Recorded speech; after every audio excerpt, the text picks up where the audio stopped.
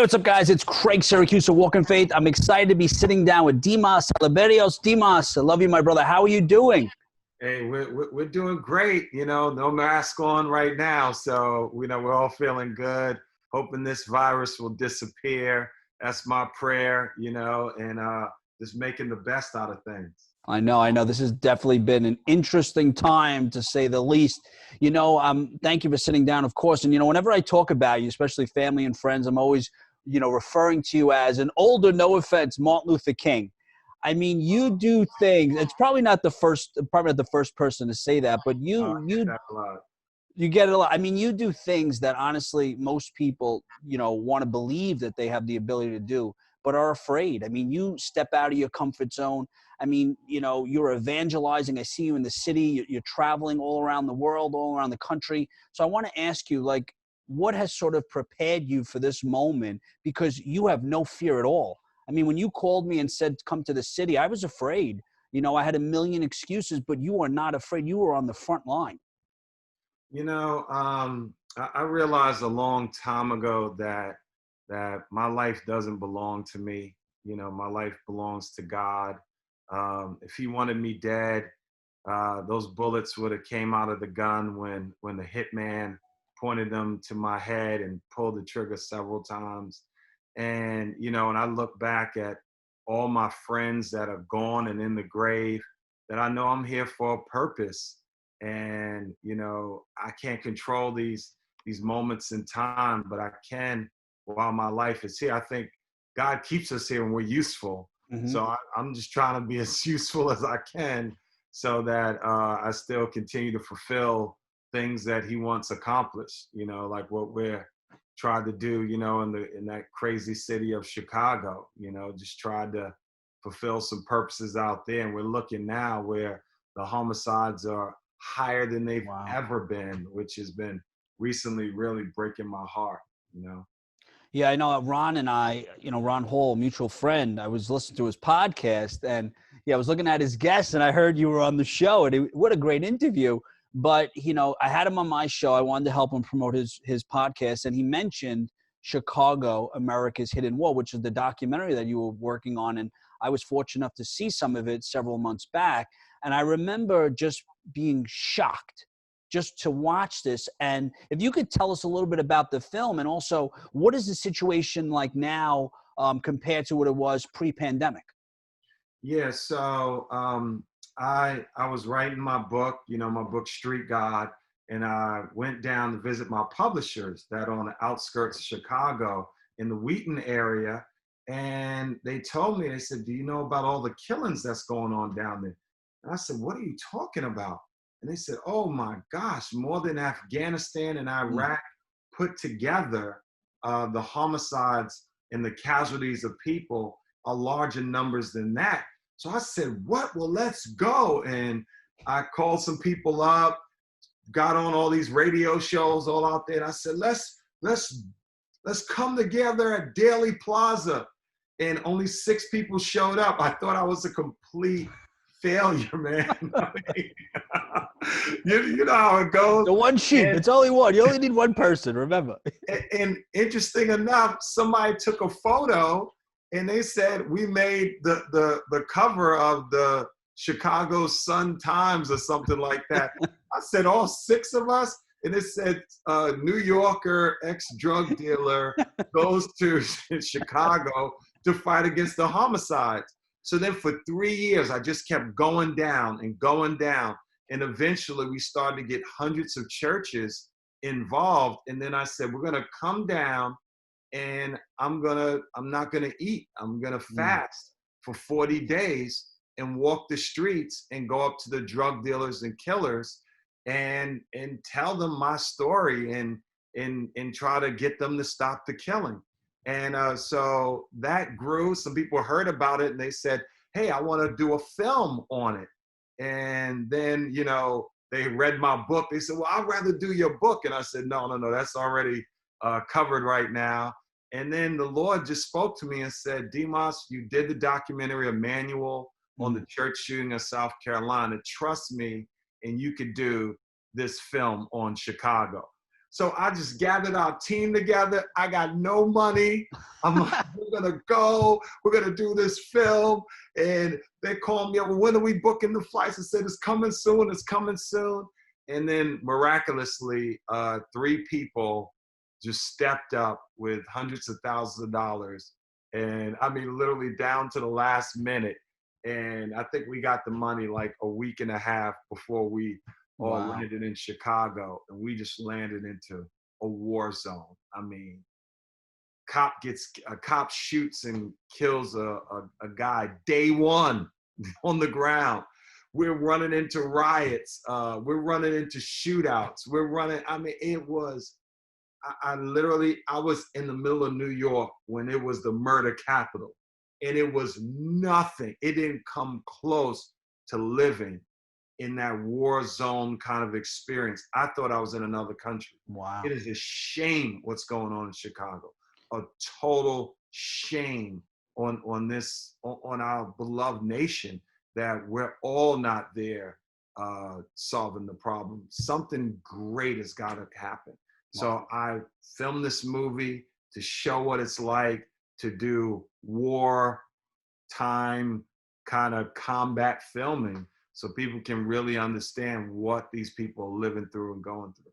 You said so many interesting things. And so this is obviously a calling. This is more than, because you could be doing documentaries and films about climate change, about anything. I mean, but you're going into, like you said, a war zone. I mean, I've only heard about, Chicago from, Kanye West spoke about it and films and documentaries, but, I live in Brooklyn, or I lived in Brooklyn, and I can't even compare it. When I started watching some of the documentary, and there was like, they talk about death with no empathy and just no connection to emotion. I'm like, I couldn't even relate to some of the characters. So, but you have an interesting story. So let me ask you, when you go there, can you just preach the gospel, or do you have to sort of tailor it in a way where they relate to it?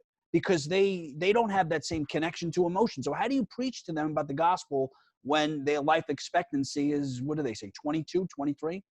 Yeah, so I told our team, we're gonna wear white, like a white shirt, jeans.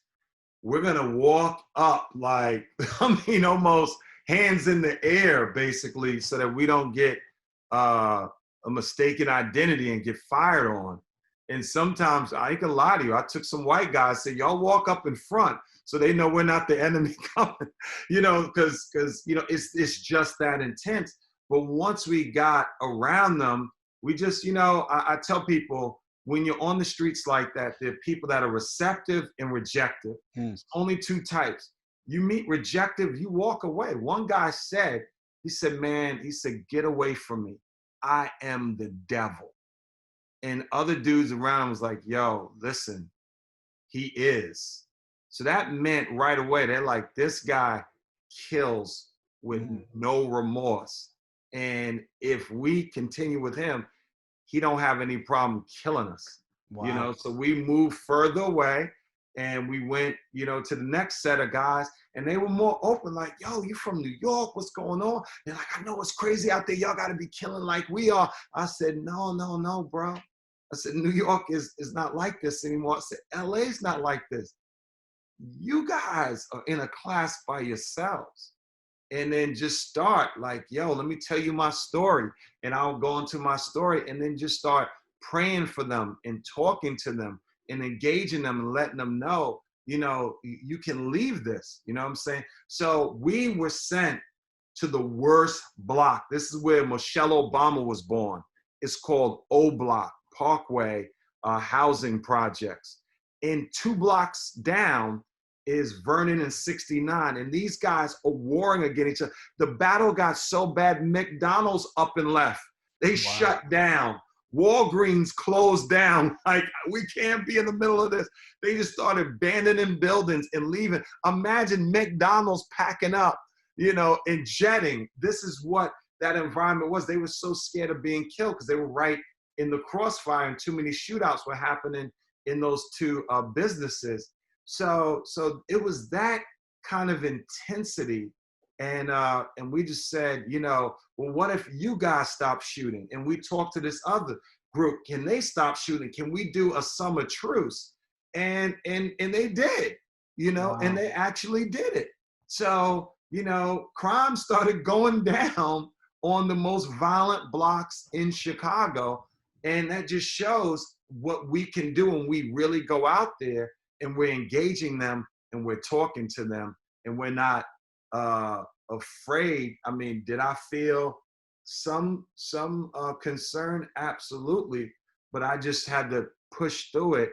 And I honestly say the fast helps. When you're starving and you're watching all your weight shrivel up and your face looks like,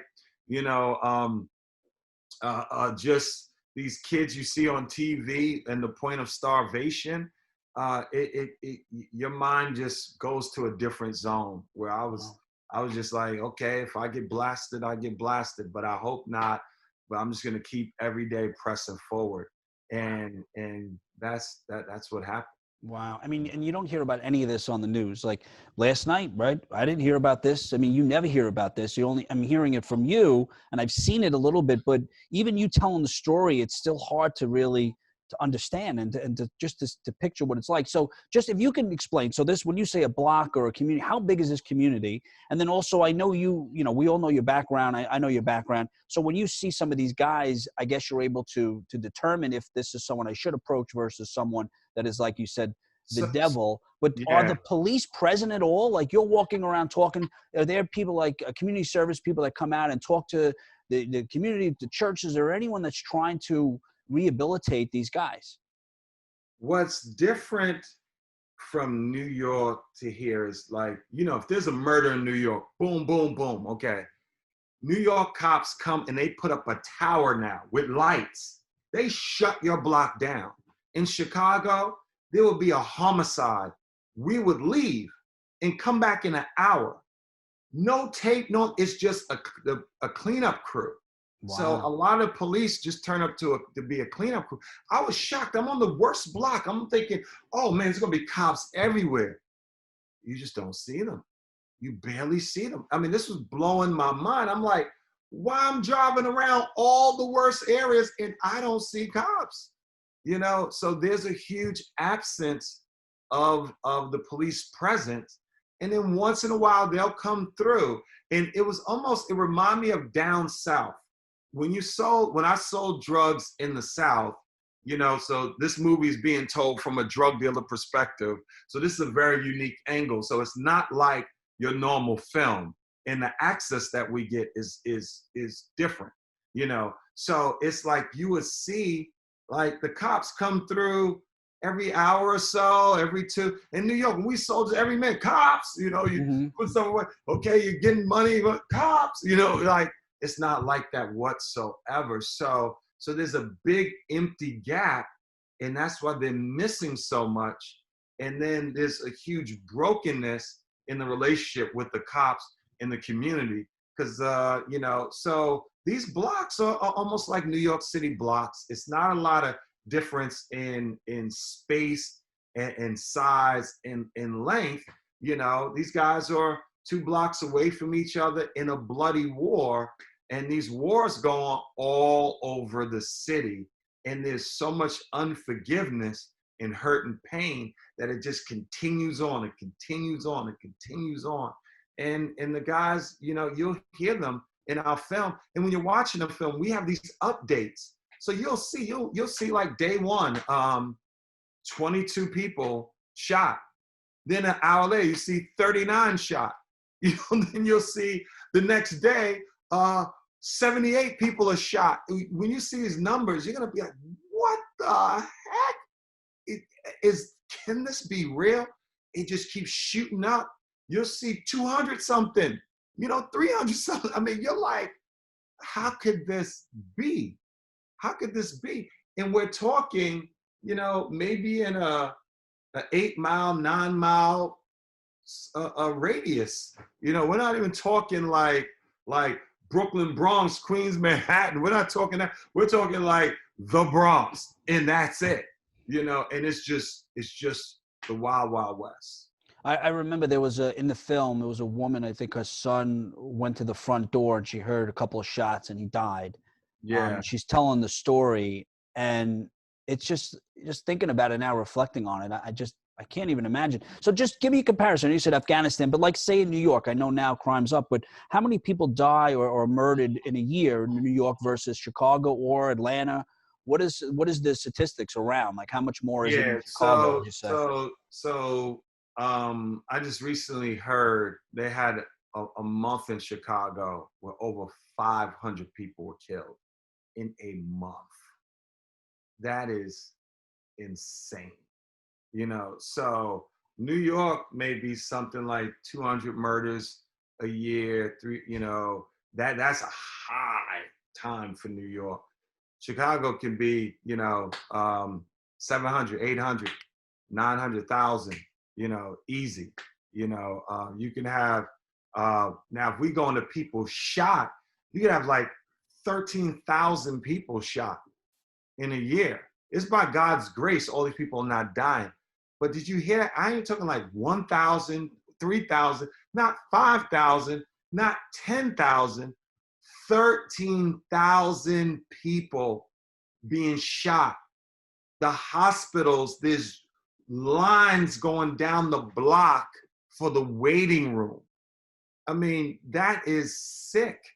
And this is, it's so insane.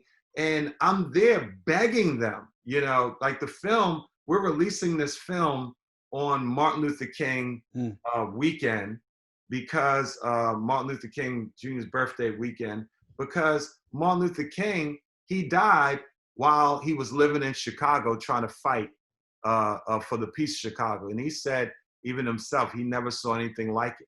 He saw deeper racism, he said, in Chicago than even in the South. It was different. When Martin Luther King walked through Chicago, they were throwing bricks and rocks to try to stone him to death. He got stabbed. I mean, it was like so vicious. And he was like, wait a minute. So there's an element there that I want people to really understand. Chicago was almost birthed in the mafia culture, and from the mafia culture and Al Capone, then it went to the gang culture that learned from the mafia culture, and they weren't just killing you, they'll kill your family and all this. So this is just going on and on, that now it's at the point where these young shooters, that it's like a game of a video game.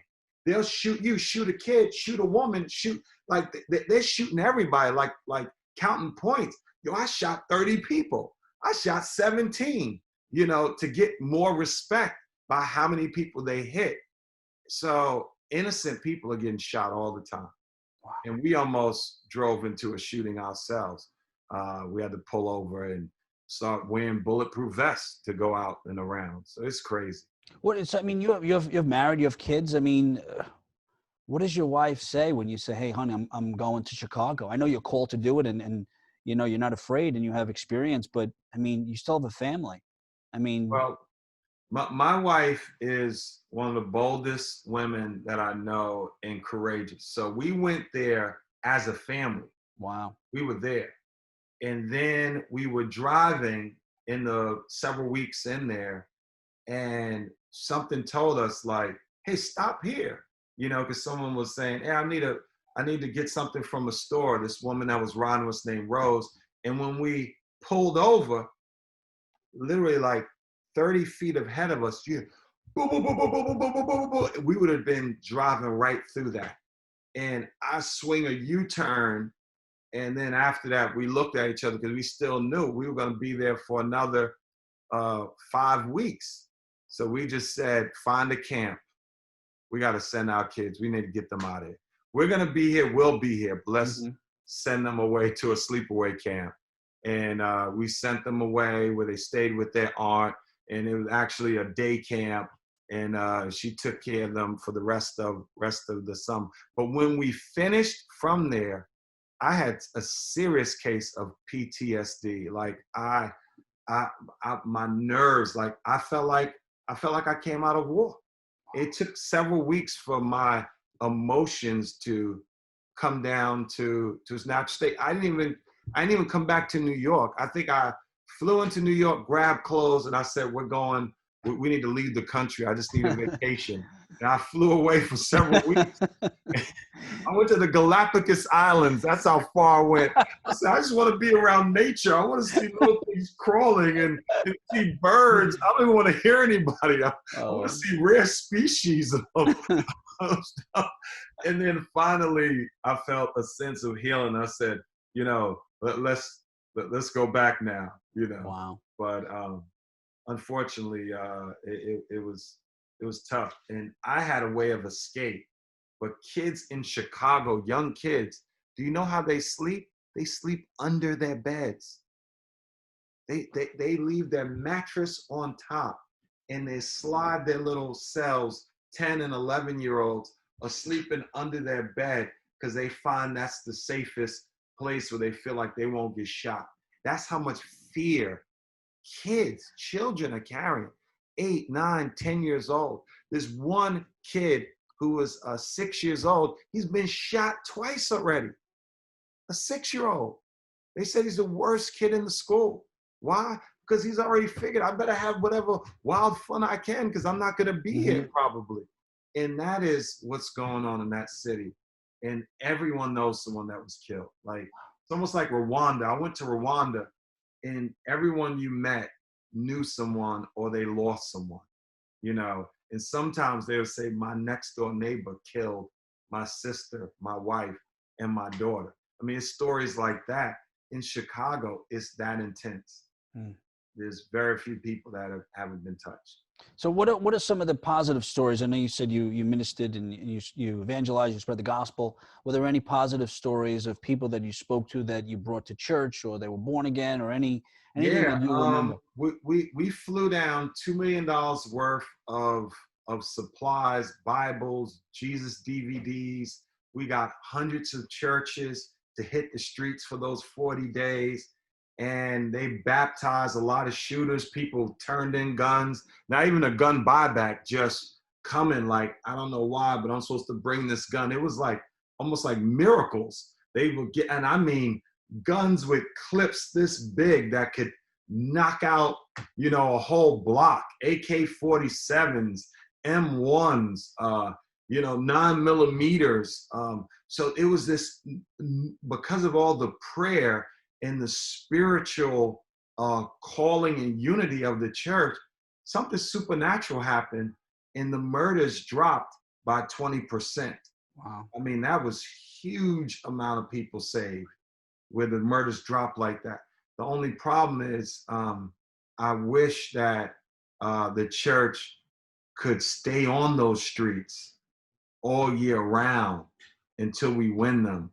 And that's the place we have to get to, where the church adopts a corner and is like, I'm going to be here. And there's some that do that, like Campus Crusade for Christ Crew. They adopted this corner, man, and they just smothered it. I mean, there's barely any violence goes on there because they're there pounding it with ministry every single day. And that's what has to happen in Chicago, along with great reforms and legislation and all those kind of things.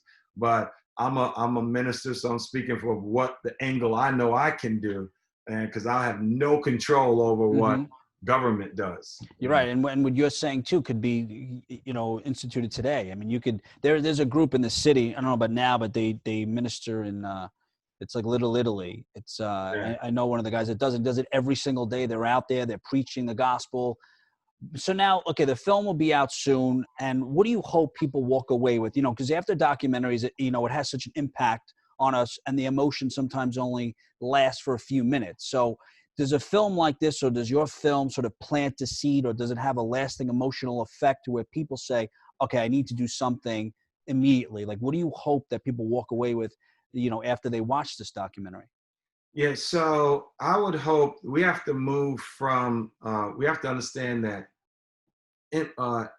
apathy, is the enemy. Apathy is the enemy. Like, it's just too bad, you know, they're shooting each other. This was going on, you know, hey, it's too big. They stripped all the community centers in Chicago. So we want to help build community centers in these areas to get kids off the street. People can come down in the summer and volunteer with nonprofit organizations there. Come and spend a week and work with these younger kids and keep a relationship with some of these kids. What people need to understand is only 1,500 shooters. And this is a statistical fact. 15, it goes from 15 to 1,700 that they've analyzed are shooters. That is a reachable, adoptable, a number that people can adopt these guys, get in their lives. You're gonna see some great points where some of the shooters at the end of the movie turn around and opportunities start to happen for their lives, different great moments like that. So there's a lot of hope in Chicago, America's Hidden War as well. And we just need more. We need more people to fast and pray, to go down there, to join arms. And we want to be like a conduit where people can connect with us. And we connect them with groups. You know, like one guy, he built a gymnasium inside of a church. So now these kids can go in there and play basketball. And it may sound like a small thing, but if you're in there playing ball indoors, guess what? You're not out there. And then you're tired after that, and you're going home and you sleep. So I remember in New York, they used to have what was called the Big Apple program, where they used to turn schools into community centers for the summer. And when I look back, those are the most fun, peaceful summers that I can remember in my childhood. And then they did away with that as well, you know. Yeah, so, my friend Patty Russo, I'll give him a plug. He runs the Cops and Kids, and he puts them in on the inner cities. And he says it's $50,000 a year to put a kid in prison, and it costs him $50,000 to run his gym. He takes all the gang members, all the kids in the projects, and they learn how to box. And he takes them off the street. But what happens? You lose funding. The police weren't supporting it anymore. But things like that really do help. I mean, Muhammad Ali's a great story. We all know how sort of he got his boxing career was through the PAL. Mike Tyson. Imagine Tyson walking the streets.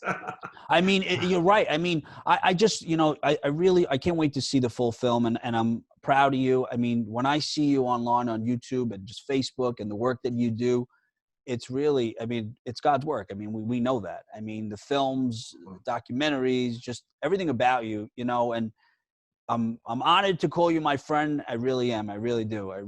Anything I can help you with. I appreciate your phone calls when you call me up and you text me. It may seem like a small thing, but it's very encouraging. As you know, when you're doing this work, it's a very lonely work. You know, you're wondering, you know, you always say, so could I do more? What else can I do? And I just hope that by watching Chicago, America's Hidden War, I hope people will show up to the theaters. We need them to come out, wear your mask. What's one good statistic is there been no breakout from movie theaters. They open around the country, not yet in New York, but around the country, 47 states have movies open. And they're doing a great job in how they space it out at 30% and stuff like that. But we need people to come out and support and to go to the theaters. And also if there's schools, we love to connect with you, how to show it to your school. We're going to be doing a prize for different schools with artwork on some of the characters. And we're going to give $1,000 gift to a classroom. Wow. You know, so we're thinking of ways to give back to schools around the nation as well that get engaged, because these are things that our children need to know about, talk about. And there's a clean version of the film with no cursing, no language that churches and schools and nonprofits could take children to. That version is G or PG-13, maybe somewhere around there, but not for language whatsoever. But some of the content, you know, when you hear about these kids, it should hit you in your heart. Exactly. And I think caring is a good thing. And I think the Bronx, where I presently reside, is so much better because teachers from all over this country saw movies like Fort Apache and the South Bronx and the gangs, and they came in to teach these kids, and it's made a difference. You know, it's made a huge difference. So we're grateful for that. It's positive role models. It's building that foundation, like the way you build that foundation of faith. it's very important for kids, so young kids, to see really what's going on in the world. I mean, you can't be completely in a bubble and alienated from what's happening in society. You really can't. Yeah. And one of our rock stars of the film is Father Flager. He's the prince of the city, one of the greatest Catholic churches I've ever seen. And he's one of the places they go and turn guns in regularly to him. And he told me one crazy story. He said the police got mad at him saying, hey, why are you getting all these guns? He said, you'd rather them in the hands on the streets, or you'd rather them give them to me and I can come and turn them into you. And politics even got upset over that. You know, the Catholic Church is making such a huge difference in Chicago. And he is one of the greatest leaders that I've ever seen. And I've been around some great Catholic leaders. I was mentored by Father Benedict Groschel out here in the Bronx, and I used to go over to him and you know, pray with him all the time, hang out with him all the time, and do silent retreats to build my spirits up. Things that people don't do anymore. Listen. People push all that stuff to the side. Not me. I stay reading up. Oh man, I follow so many of the great saints and what they did and how they lived their lives and in solitude and in prayer and in following after him. I mean, I'm constantly inspired by the lives that many of the great saints have lived. You know, and I think they're examples to all of us. I agree. Thank you so much. So where can people find out about, I know, your website or social media or about the film? Can you share with us some of the platforms? Yeah, it's going to be right now we're putting into Sundance, so they can follow the Sundance Film Festival. Hope that we win. There's not a lot out there yet because we're just getting in that phase of the PR. So they can Google Chicago, America's Hidden War, and they'll be able to read articles, watch videos like this, and different things that have been covered on the topic as we're building things going forward. So just Google Chicago's Hidden War, and you'll see that. The trailer will be coming out soon. So pray for us as we're editing that. We always come to you at this is my first movie interview. Wow. With my man, you know. I feel honored. Thank you so much. Absolutely. I really appreciate it. Dimas, it's a pleasure to speak with you. God bless you. I'm here if you need me. Thank you very much. Yes. Well, thank you, Craig. And we will need you. And we'll be back. Yeah. Look forward to hanging out soon. Definitely. With no masks on, maybe. Guys, I hope you enjoyed today's episode. Always remember, you have the ability to inspire and evangelize through your words and actions. God bless.